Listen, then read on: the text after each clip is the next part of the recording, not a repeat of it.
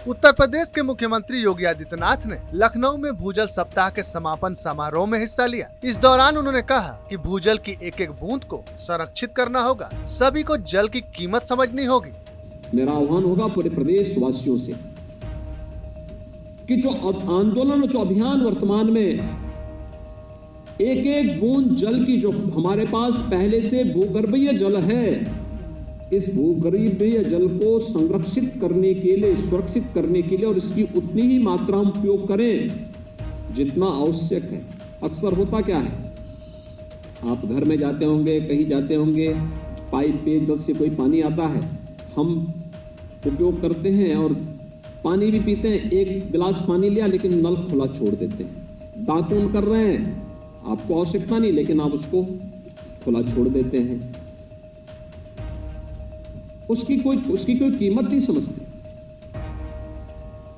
हमें एक एक बूंद जल की कीमत, जो मौजूदा व्यवस्था उसकी भी समझनी पड़ेगी और जो व्यवस्था समाप्त, यानी जो हम नई व्यवस्था देने जा रहे हैं उसको भी, चाहे वह रेन वाटर हार्वेस्टिंग का हो या इस संबंध में जो अनेक मॉडल बनाए गए हैं, उन सब को भी हमें इसके साथ, अमृत सरोवर को इसके साथ जोड़ना पड़ेगा।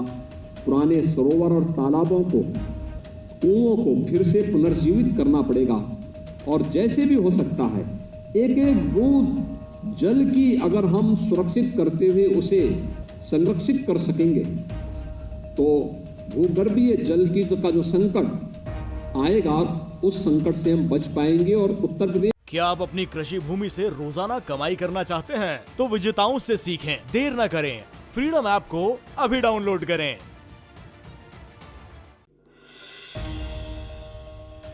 यूपी में मंत्रियों के चिट्ठी लिखने का सिलसिला जारी है। योगी सरकार में मंत्री नंद गोपाल नंदी के तबादले को लेकर सरकार के एक और मंत्री ने अपर मुख्य सचिव को चिट्ठी लिखी है, जिसमें उन्होंने नोएडा अथॉरिटी में डेपुटेशन और प्रमोशन में गड़बड़ी का जिक्र किया है। समाजवादी पार्टी के गठबंधन के साथ ही सुभाषपा प्रमुख ओम प्रकाश राजभर की सुरक्षा बढ़ा दी गई। योगी सरकार ने राजभर को वाई कैटेगरी की सुरक्षा मुहैया कराई। इस दौरान उन्होंने योगी आदित्यनाथ को धन्यवाद दिया। आपको ये मालूम होना चाहिए कि ये 15 तारीख का आदेश है, गिनती तो 21 तारीख को हुई और ये जो है 15 तारीख को आदेश हो गया था उसके यहाँ से। इसके लिए हम माननीय मुख्यमंत्री जी को धन्यवाद देता हूँ कि जिस तरह की घटनाएं घटी उसको देखते हुए जो रिपोर्ट आई उस पर इन्होंने वाई श्रेणी की सुरक्षा दिया। इसके लिए हम माननीय मुख्यमंत्री जी को धन्यवाद देते हैं।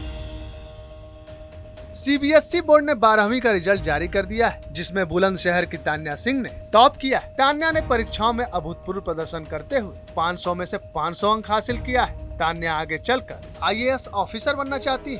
सर, मैं रोज एक टारगेट फिक्स कर लेती थी कि आज मुझे ये कंप्लीट करना है और फिर उसमें जितना भी टाइम लगता था मैं उस टारगेट को कंप्लीट कर, मतलब उस दिन में वो टारगेट कंप्लीट ही करती थी। अच्छा, टाइम का कोई वो नहीं था कि इतने घंटे पढ़ने हैं। घंटे कभी फिक्स नहीं किए, ना ही घंटे कभी काउंट किए, जितने भी टाइम में हो जाता था बस। मतलब सब्जेक्ट को सोल्व कर, सब्जेक्ट पूरी तरह से उसको सोल्व करने के बाद तब फ्यूचर को लेकर आप क्या? सर, मैं हिस्ट्री ऑनर्स करना चाहती हूँ एंड उसके बाद यूपीएससी सिविल सर्विस। संगम नगरी प्रयागराज में बीएचएस स्कूल के बाहर बमबाजी की घटना होने से इलाके में दहशत फैल गई। मौके पर पहुंची पुलिस जांच कर रही है। बमबाजी की यह घटना सीसीटीवी कैमरे में कैद हो गई, जिसमें चलती हुई बाइक से बम फेंका गया। वहीं घटना के बाद पुलिस का कहना है कि इसमें जान माल की कोई क्षति नहीं हुई है। बहराइच में नदी में एक टाइगर फंस गया, जिसे निकालने के लिए बंद किया गया बहराइच का गेट। दुर्लभ प्रजाति के टाइगर गेरुआ नदी से निकलने वाली घाघरा नदी में फंस गया था, जिसे ग्रामीणों की सूचना पर अधिकारियों ने पहुंचकर अपने सामने पानी का बहाव कम करके टाइगर को निकाला। सीतापुर में मनरेगा का भुगतान नहीं होने पर मजदूरों ने विकास भवन का घेराव किया। सैकड़ों की तादाद में पहुंचे मजदूरों ने विकास भवन का घेराव किया। प्रदर्शनकारी मजदूरों ने अधिकारियों से जल्द भुगतान कराए जाने की मांग की। उत्तराखंड में धर्म नगरी हरिद्वार में अनोखी पहल की गई। यहाँ शिव भक्त कांवड़ियों पर फूल बरसाकर उनका स्वागत किया गया। हरिद्वार जिला प्रशासन की तरफ से पुष्प वर्षा की गई है।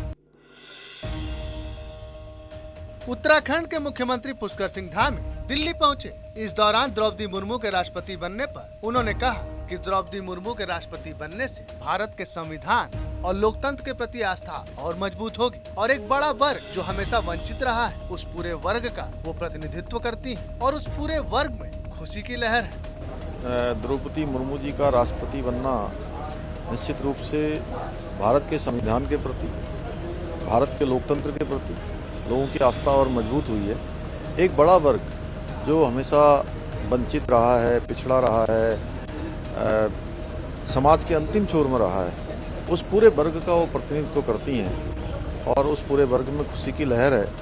इसके लिए मैं हमारे देश के यशस्वी प्रधानमंत्री मोदी जी का धन्यवाद करना चाहता हूँ। क्या आप अपनी कृषि भूमि से रोजाना कमाई करना चाहते हैं? तो विजेताओं से सीखें, देर न करें। फ्रीडम ऐप को अभी डाउनलोड करें।